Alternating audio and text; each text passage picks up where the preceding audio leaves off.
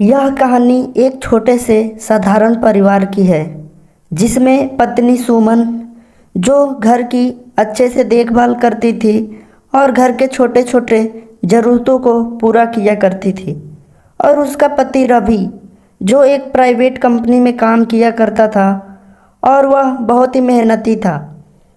और सुमन और रवि का बेटा आदित्य जो अभी 10 साल का ही था लेकिन पढ़ने में बहुत ही तेज़ था, और छोटी बेटी चुलबुली जो 4 साल की थी और वह बहुत ही शरारती थी।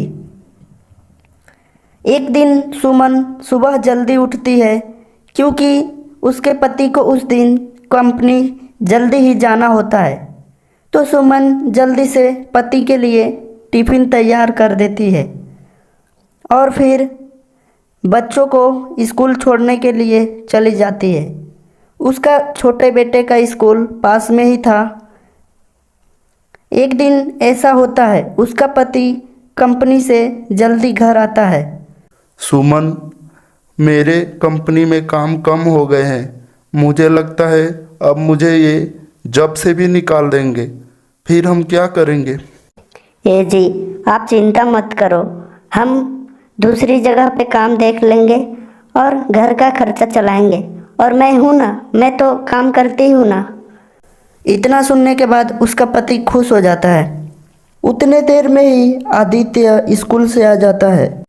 मम्मी, स्कूल टीचर ने बोला है तुम अपना फीस जल्दी जमा कर दो, नहीं तो मैं तुम्हें पेपर में नहीं बैठने दूंगी।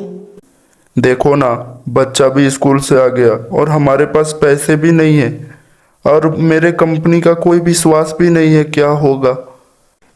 ए जी, आप चिंता मत करो, मैंने जो अपने दवा के लिए पैसे रखे थे मैं कल दे दूंगी और आदित्य जाकर अपने स्कूल में जमा कर देगा। अगले दिन सुमन, हे भगवान, अगर ऐसा ही होता रहा तो हमारे घर में खाने का एक दाना भी नहीं बचेगा। भगवान, आप ही कुछ कर सकते हो, नहीं तो हम कहाँ से खाएंगे और मेरे बच्चे का पढ़ाई भी नहीं हो पाएगा। और एक छोटी सी बच्ची, हम तो एक दिन भूखा सो भी जाएंगे, लेकिन मेरी छोटी मुन्नी कैसे सोएगी? भगवान, आप ही कुछ करो, भगवान आप ही कुछ करो। मंदिर से प्रार्थना करने के बाद सुमन अपने घर चली आती है और फिर अपने आदित्य बेटे को स्कूल छोड़ने के लिए चली जाती है। सुमन का पति रवि दिन भर काम की तलाश में घूमता रहता है, लेकिन उसे पूरा दिन घूमने के बाद भी कहीं पे भी काम नहीं मिला। फिर वो जब शाम को घर आता है, देखो ना सुमन, मैं पूरे कंपनी में घूमा, 5-6 कंपनियों में मैं गया, किसी भी कंपनी में मुझे जॉब नहीं मिला। अब हमारा क्या होगा? आप चिंता न करो, भगवान हमारी एक दिन ज़रूर सुनेगा। लेकिन मेरे दिमाग में एक ख्याल है, क्यों ना हम दूसरों का काम करने से अच्छा है खुद का कोई काम करें। और मैं पानी पूड़ी काफ़ी अच्छा बनाती हूँ, आपको तो मालूम ही है ना। हाँ, तुम सही बोल रही हो। क्यों ना हम अपने ही चौक पे पानी पूड़ी का अगले दिन से ठेला लगाएं, और तुम पानी पूड़ी भी अच्छा ही बनाती हो। अगले दिन सुबह रवि अपने गांव के एक सेठ के पास जाता है और उससे बोलता है, सेठ जी, मुझे 10,000 रुपये उधार दे दो, मैं आपके पैसे जल्द ही आपको लौटा दूंगा। क्या काम है तुम्हें?